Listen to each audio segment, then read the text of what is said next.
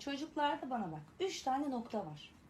O noktaya anne baba dışında kimse dokunamaz.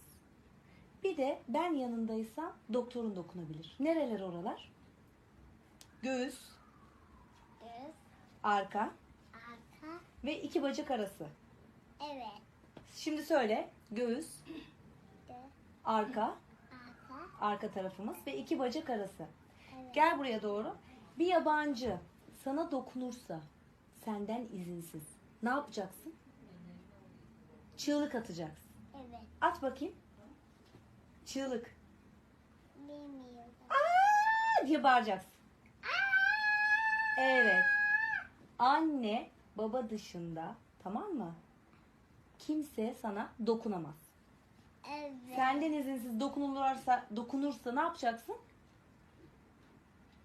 Çığlık atacaksın.